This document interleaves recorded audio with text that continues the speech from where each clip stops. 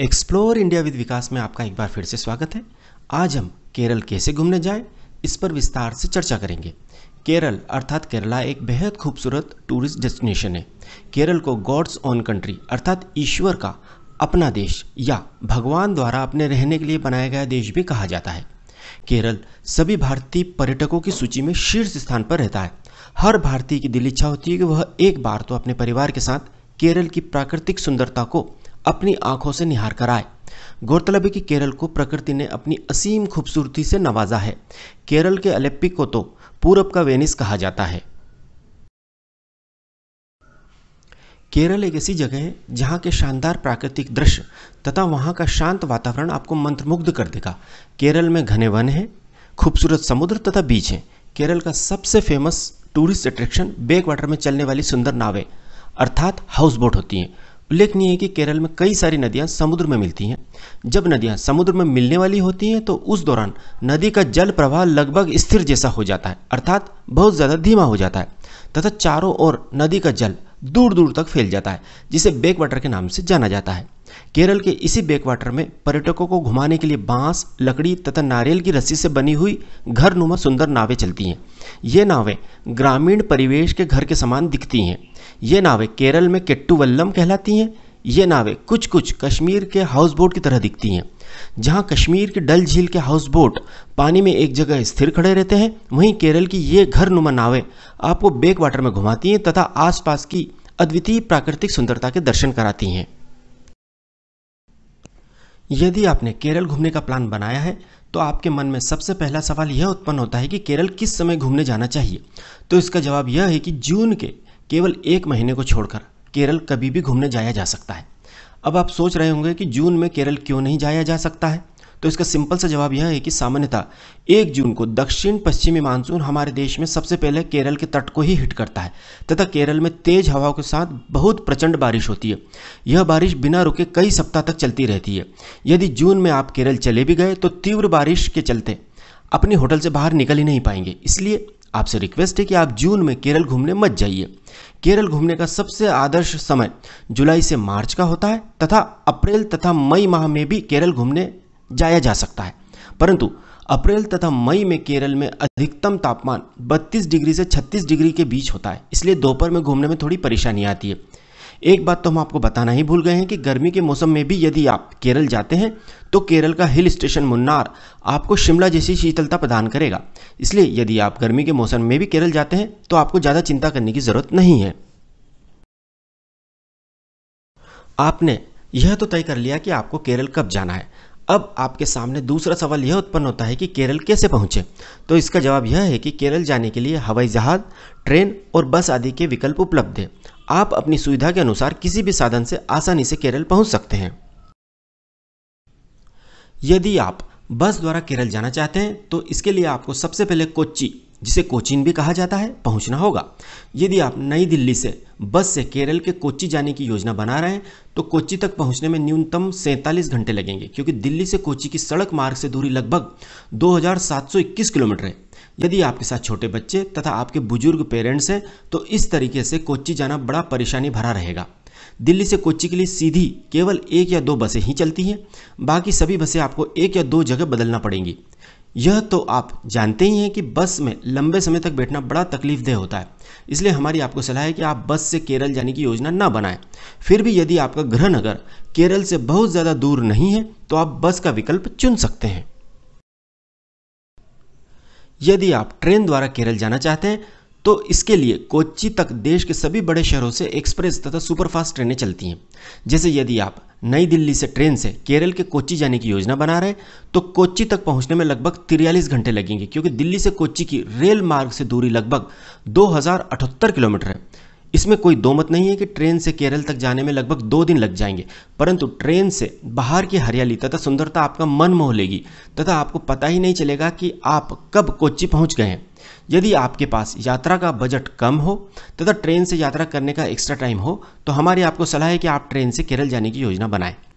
एक बात और याद रखें कि यदि आप दिल्ली से ट्रेन से केरल जा रहे हैं तो 2 दिन जाने में तथा 2 दिन वापस आने में लगेंगे।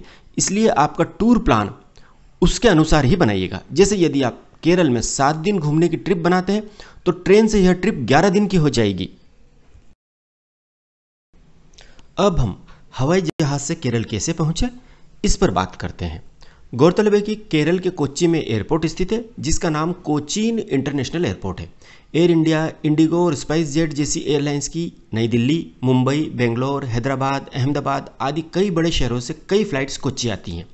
नई दिल्ली से कोच्चि तक हवाई मार्ग से पहुंचने में केवल 3 घंटे का समय लगता है।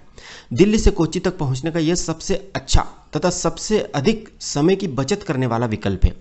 कोरोना महामारी के पहले दिल्ली से कोचीन का फ्लाइट का किराया लगभग 2500 रुपये ही होता था, जो कि अब बढ़कर 3 से 4 हज़ार रुपये हो गया है। यदि आप अपने परिवार के साथ केरल घूमने जाना चाहते हैं तथा आप हवाई यात्रा का खर्च उठा सकते हैं तो हमारी आपको सलाह है कि आप फ्लाइट से ही केरल जाइएगा, क्योंकि इससे समय की बहुत बचत होगी।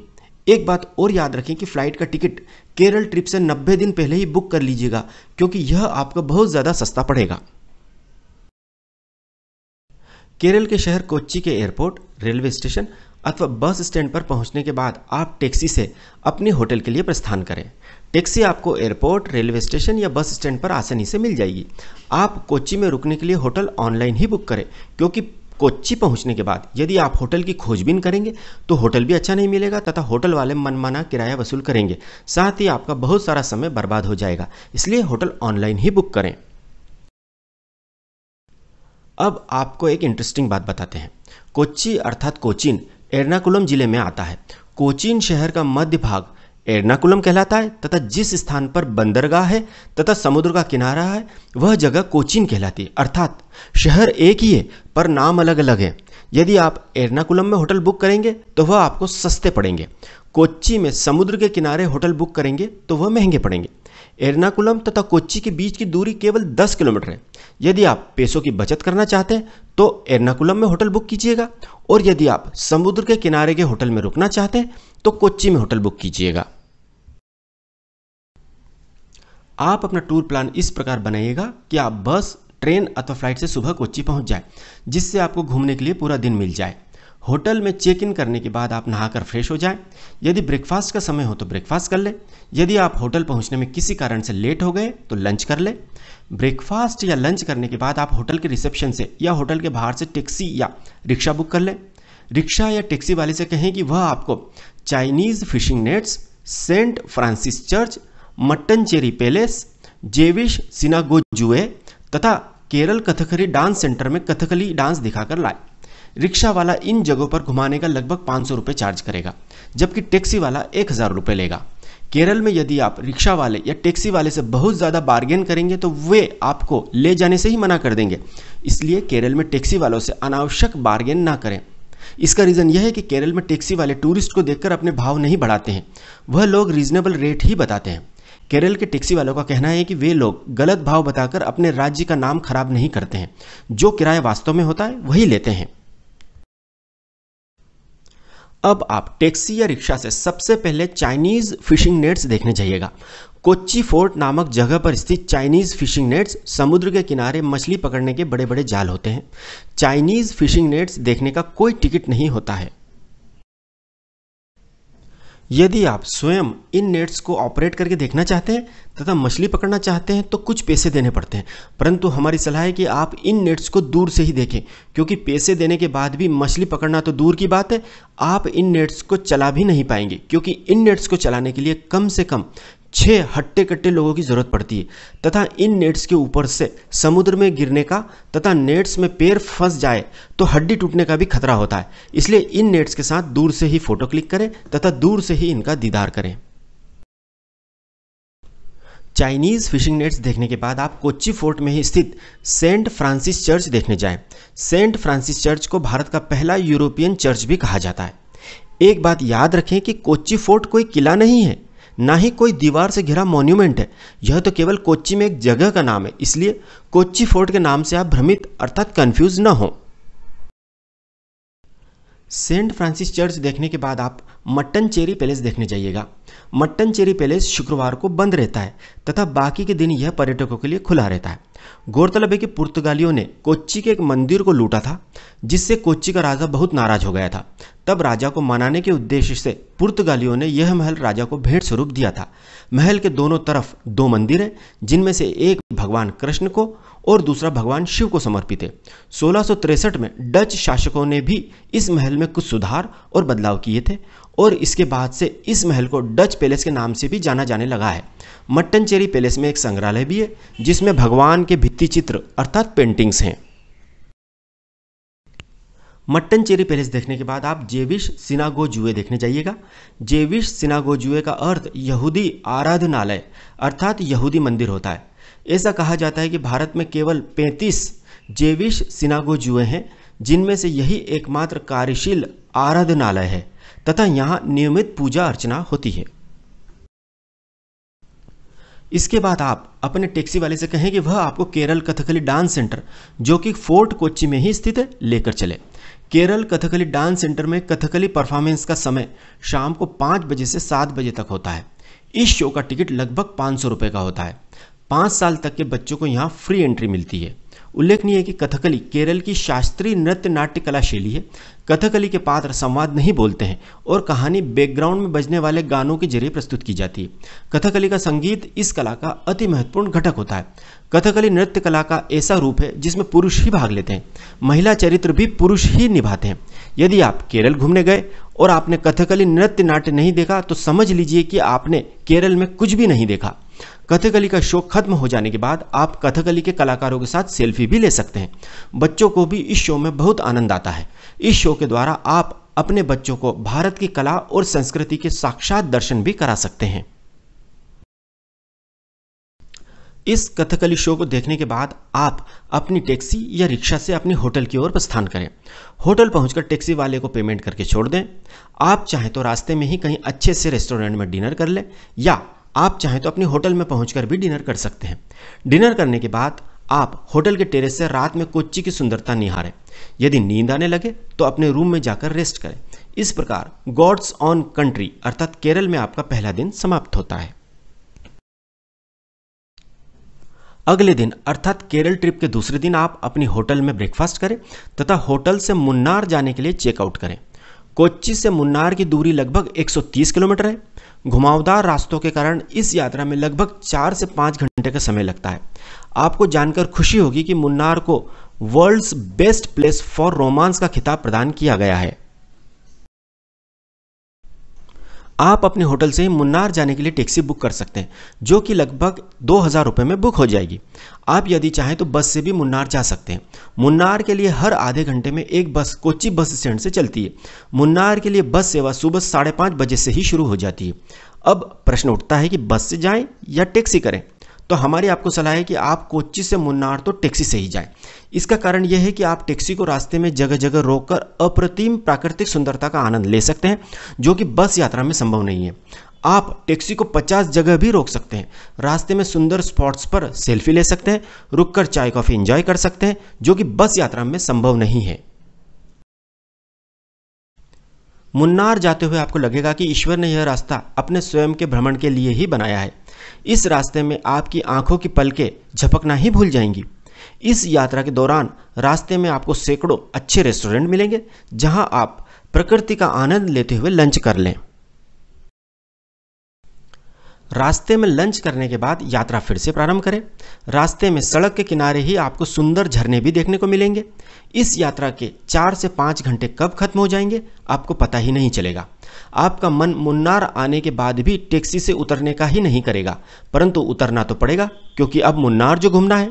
यदि आप सुबह 10 बजे कोच्चि से मुन्नार के लिए निकलते हैं तथा रुकते रुकते हुए भी आते हैं, तो भी आप मुन्नार 3 बजे तक पहुंच जाएंगे। मुन्नार पहुंचने के बाद आप अपनी ऑनलाइन बुक होटल में चेक इन करें तथा टैक्सी वाले को पेमेंट करके तथा धन्यवाद देकर छोड़ दें। मुन्नार में अपने होटल में चेक इन करने के बाद आप अपनी होटल की बालकनी, लॉबी या टेरेस पर मुन्नार की वादियों को देखते हुए चाय कॉफ़ी का लुत्फ लीजिएगा। इसके बाद होटल के रिसेप्शन से जानकारी लेकर आप होटल के आसपास 1 या 2 किलोमीटर के दायरे में जो भी दर्शनीय स्पॉट्स हों वह पैदल पैदल ही घुमाएं।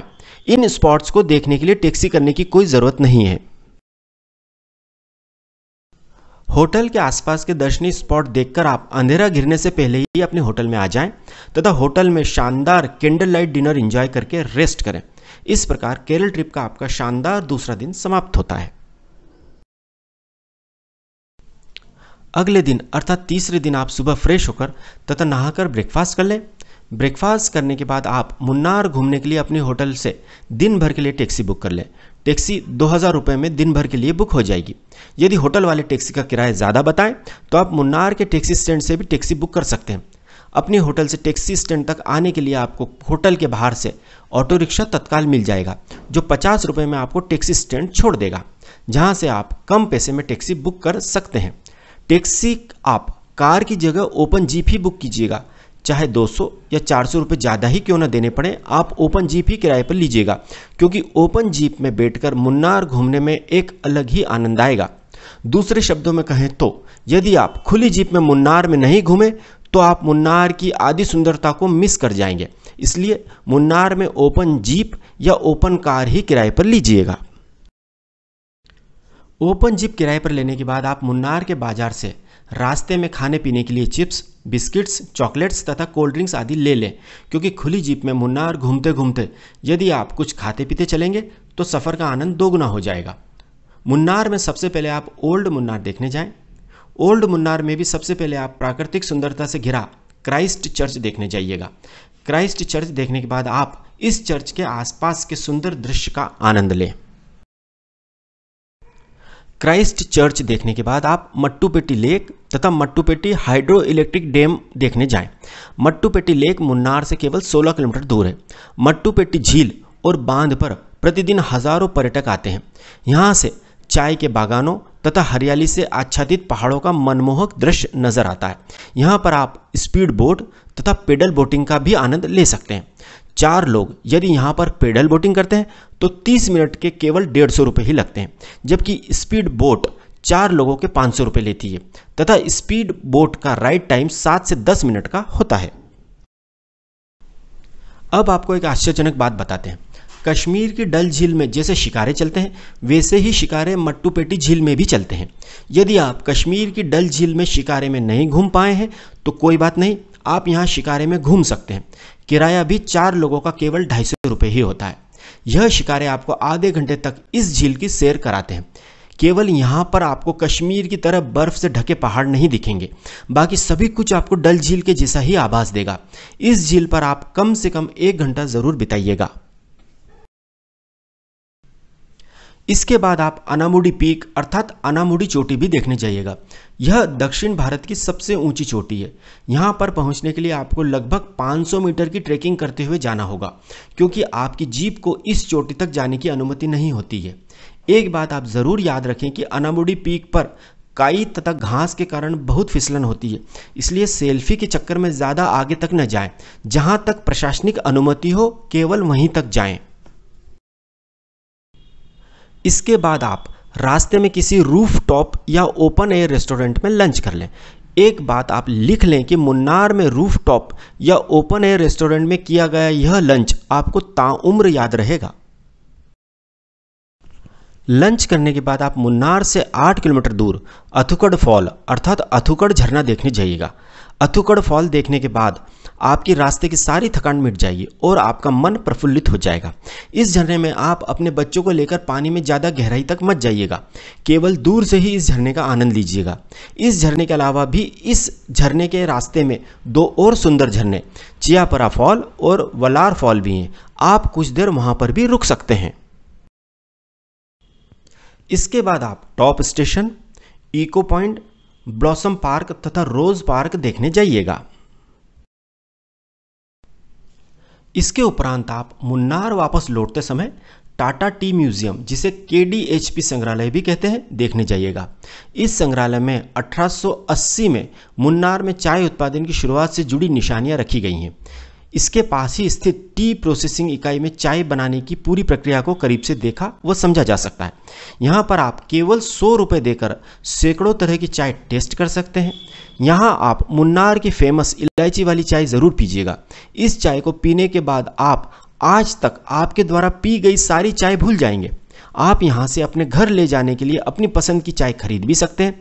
यह टी म्यूजियम सुबह 10 बजे से शाम 5 बजे तक खुला रहता है। सोमवार को यह म्यूजियम बंद रहता है।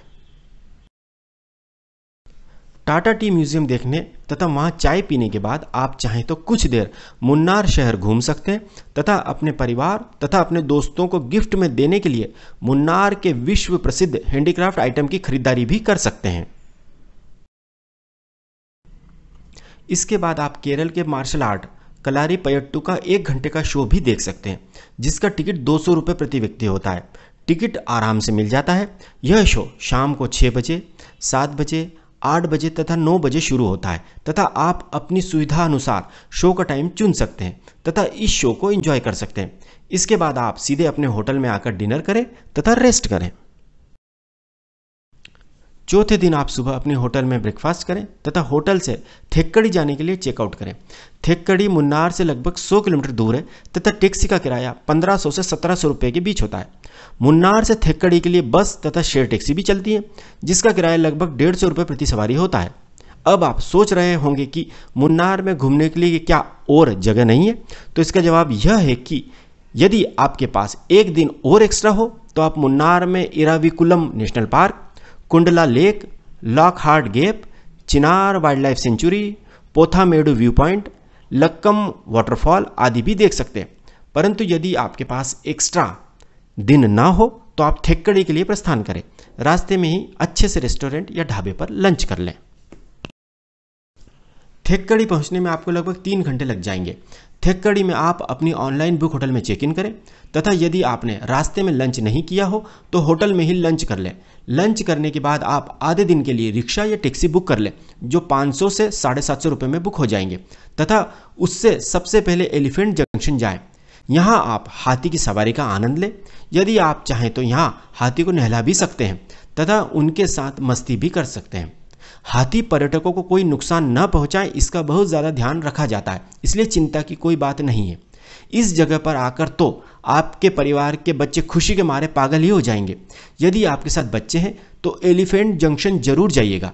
यहाँ का चार्ज 400 रुपये पर हेड होता है, जिसमें 30 मिनट की एलिफेंट राइड भी शामिल होती है। यदि 4 या अधिक लोग हैं तो डिस्काउंट भी मिलता है। एलिफेंट जंक्शन देखने के बाद आप केरल का प्रसिद्ध पेरियार टाइगर रिजर्व अर्थात पेरियार वाइल्ड लाइफ सेंचुरी तथा पेरियार लेक देखने जाइएगा। पेरियार लेक में शाम के समय बोटिंग का आनंद लीजिएगा। इसके बाद आप कुमिली गांव का मसाला बाजार देखते हुए अपने होटल में आकर डिनर करें तथा रेस्ट करें। इस प्रकार केरल में आपका चौथा दिन समाप्त होता है। 5वें दिन आप अपने होटल में सुबह का ब्रेकफास्ट करें तथा होटल से अलेप्पी जाने के लिए टैक्सी बुक करें। थेक्कड़ी से अलेप्पी की दूरी लगभग 140 किलोमीटर है तथा यात्रा में 4 घंटे का समय लगता है। आप रास्ते में लंच कर लें।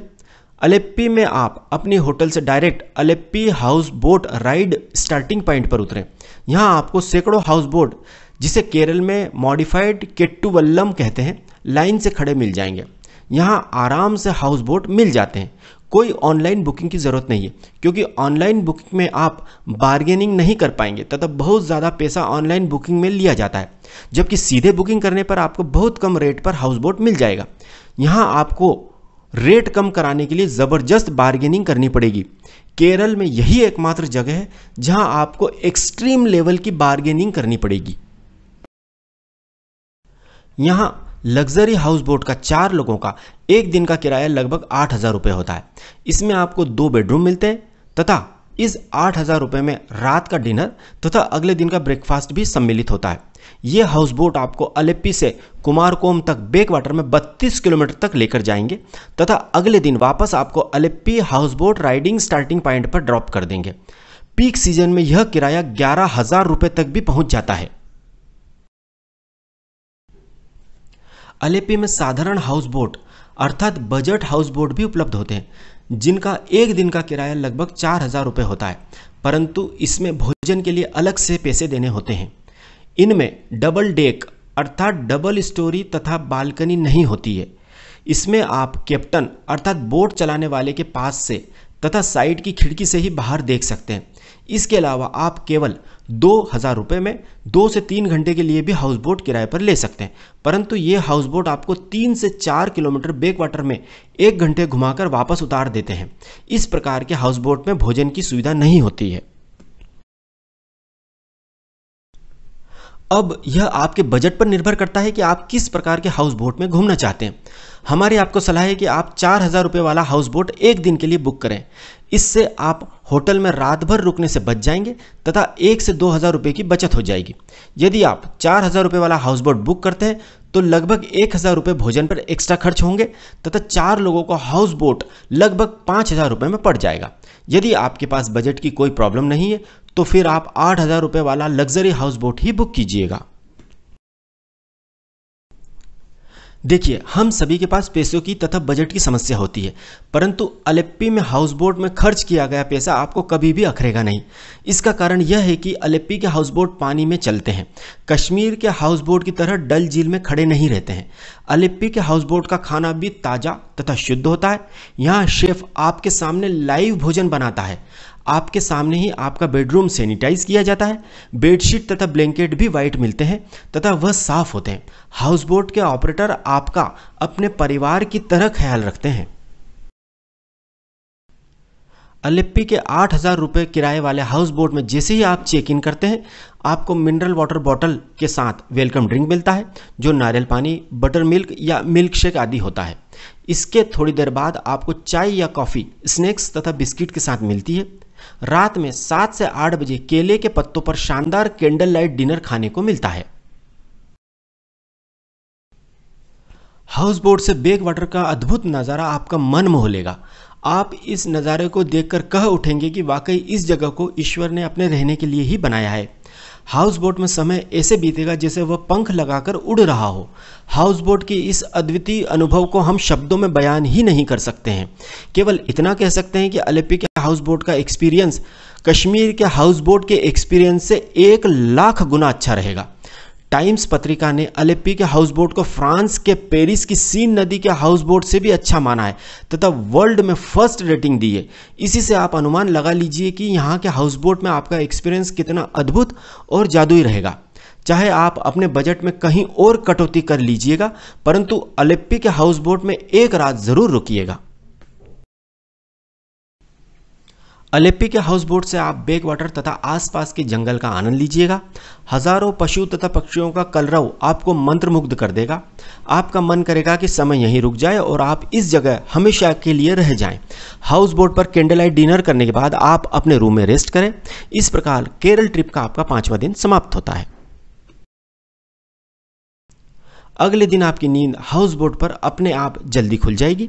आप हाउस बोट से सनराइज देखें तथा फिर फ्रेश होकर तथा नहाकर ब्रेकफास्ट करें। हाउस बोट आपको 9 से 10 बजे के बीच Alleppey house boat ride starting point पर ड्रॉप कर देगा। यह वही जगह होगी जहां से आप हाउस बोट में बैठे थे। इस मेस्मराइजिंग सफर के बाद आप वहीं से अर्थात house boat ride starting point से कोवलम जाने के लिए टैक्सी बुक करें। टैक्सी आराम से मिल जाएगी। अलेप्पी से कोवलम की दूरी 160 किलोमीटर तथा यात्रा में लगभग 3 से 4 घंटे लगते हैं। टैक्सी का किराया लगभग 2,000 रुपये रहेगा। कोवलम के रास्ते में ही आप लंच कर लें। आप कोवलम आराम से 1 से 2 बजे तक पहुंच जाएंगे। कोवलम पहुंचकर अपनी ऑनलाइन बुक होटल में चेक इन करें। इसके बाद आप रिक्शा या कैब करके कोवलम का वर्ल्ड फेमस लाइट हाउस बीच तथा कोवलम बीच देखने जाइएगा। यहाँ आप वाटर स्पोर्ट्स का भी आनंद ले सकते हैं।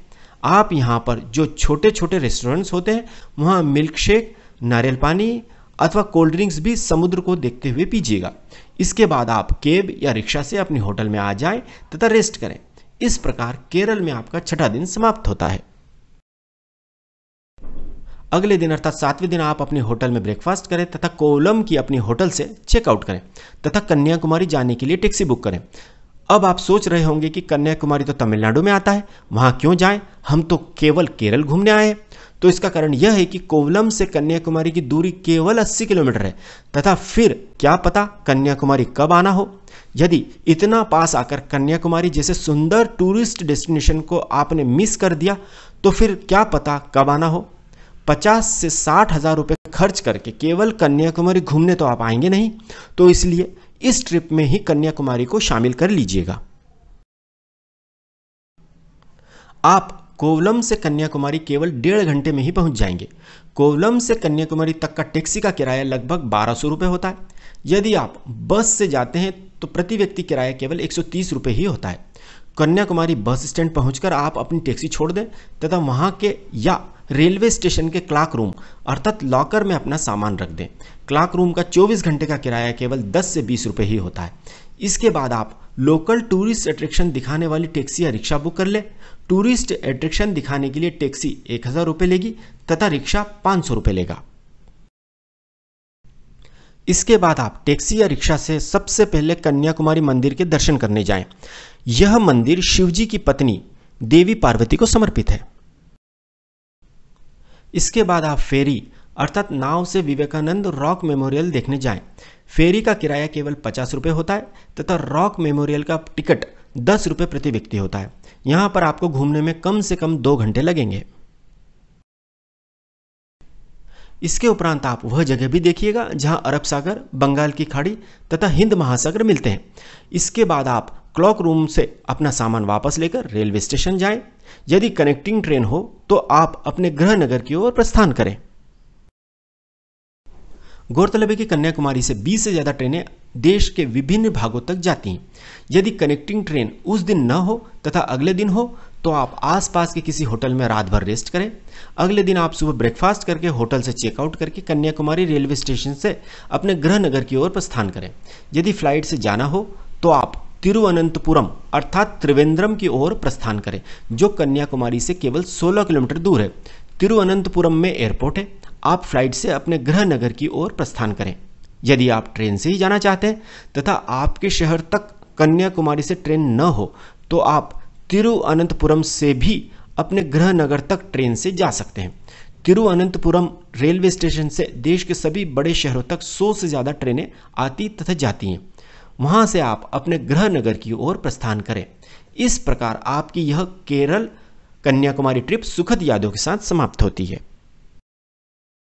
अब हम केरल तथा कन्याकुमारी ट्रिप से जुड़ी कुछ प्रमुख बातें आपको बताते हैं।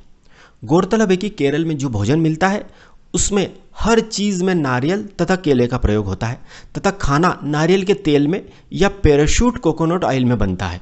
इसलिए आपको शुरू में 1 या 2 दिन केरल में खाना बिल्कुल अच्छा नहीं लगेगा, परंतु इसके बाद वही खाना आपको बहुत स्वादिष्ट तथा हेल्दी लगने लगेगा। केरल में स्थानीय लोग सामान्यतः बोलचाल में केवल मलयालम तथा इंग्लिश लैंग्वेज का ही प्रयोग करते हैं, परंतु पर्यटन से जुड़े टैक्सी वाले, होटल वाले, रेस्टोरेंट वाले, हाउसबोट वाले तथा नाव वाले बहुत अच्छी हिंदी बोलते हैं। तो यदि आपको केवल हिंदी भाषा आती है तो भी आपको लैंग्वेज की कोई परेशानी केरल में नहीं आएगी। केरल में टैक्सी, रिक्शा तथा कैब के किराए में बार्गेन अर्थात मोलभाव की संभावना बहुत कम होती है, इसलिए फालतू में बार्गेन करके अपना कीमती समय नष्ट न करें।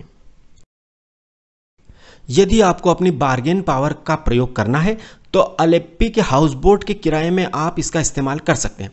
जैसे ही अलेप्पी के हाउसबोट का किराया आप पूछेंगे तो वह एक दिन का 11,000 से 20,000 रुपये बताया जाएगा, जिसे आप बार्गेन करके 4,000 रुपये पर ला सकते हैं। यदि अलेप्पी के हाउसबोट के किराए में हाउसबोट के मैनेजर या ओनर कमी नहीं करते हैं तो बिल्कुल टेंशन न लें, शांति से केवल 15 मिनट इंतजार करें। हाउसबोट के मालिक या मैनेजर खुद ब खुद भागे भागे आपके पास आएंगे और कहेंगे कि सर, हाउसबोट में रूम वेकेंट है तथा केवल आपके लिए ही हम किराया कम कर रहे हैं। अब आप अपनी पसंद के किराए पर तथा अपनी पसंद के हाउसबोट में रुक सकते हैं। एक बात और याद रखें कि हाउसबोट बुक करने से पहले हाउसबोट को भीतर से अच्छे से देख लें, अपना बेडरूम देख लें, कौन सा रूम दे रहे हैं यह देख लें, भोजन तथा ब्रेकफास्ट में क्या खिलाएंगे यह भी पहले ही पूछ लें। इससे वे कॉस्ट कटिंग नहीं कर पाएंगे तथा जो बताया गया है वही सेवाएं आपको हाउसबोट पर मिलेंगी। केरल ट्रिप में सबसे महंगी एक्टिविटी अलेप्पी के हाउसबोट होते हैं। अलेप्पी के हाउसबोट आप चाहे कुछ भी हो जाए, चाहे कोई भी सलाह दे, ऑनलाइन बुक न करें।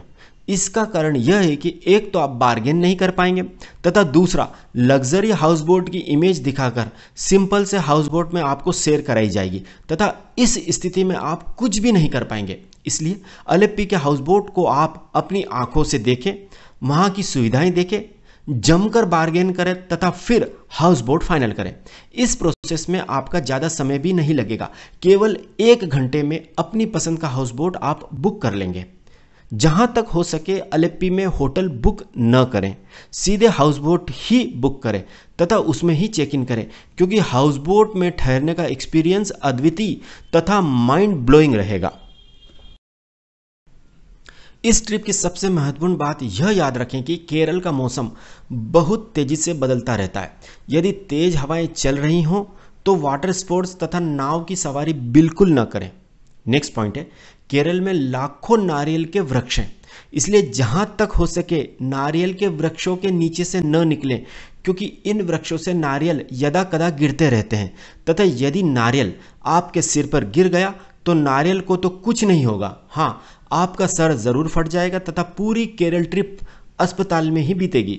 इसलिए केरल में रास्ते पर तो नजर रखिएगा ही साथ ऊपर पेड़ों से गिरने वाले फलों से भी बचकर चलिएगा। यह तो आप जानते हैं कि केरल अपने आयुर्वेदिक ट्रीटमेंट तथा आयुर्वेदिक मसाज के लिए वर्ल्ड फेमस है। तो यदि आप इस तरह की सेवाएं लेना चाहते हैं तो आप जिस होटल में रुकते हैं वहां के स्पा में यह सेवाएं प्राप्त कर सकते हैं।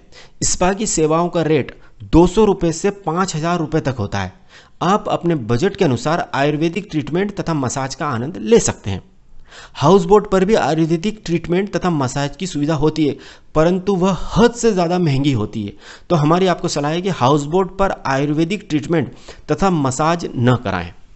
एक बात और याद रखें कि यदि आप मानसून के महीने में केरल ट्रिप पर जाते हैं तो आप पहले से ही अपनी ट्रिप के दौरान मौसम किस प्रकार का रहेगा यह गूगल पर जरूर चेक कर लें तथा वेदर ऐप अपने मोबाइल में इंस्टॉल कर लें।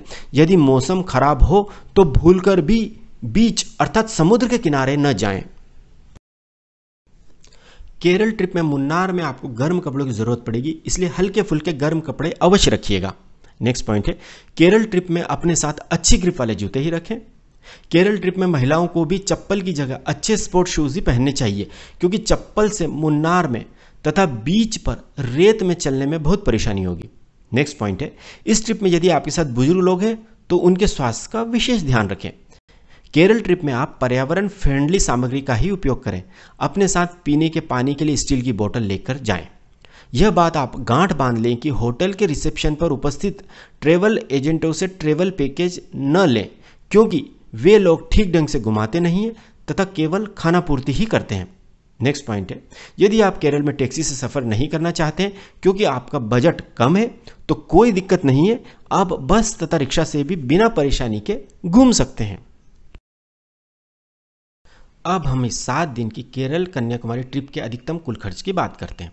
4 लोगों का केरल आने जाने का फ्लाइट का कुल किराया लगभग 20,000 रुपये। 4 लोगों का 7 दिन का टैक्सी जीप तथा रिक्शा का कुल किराया लगभग 12,000 रुपये। 4 लोगों का 6 दिन का होटल का किराया लगभग 9,000 रुपये।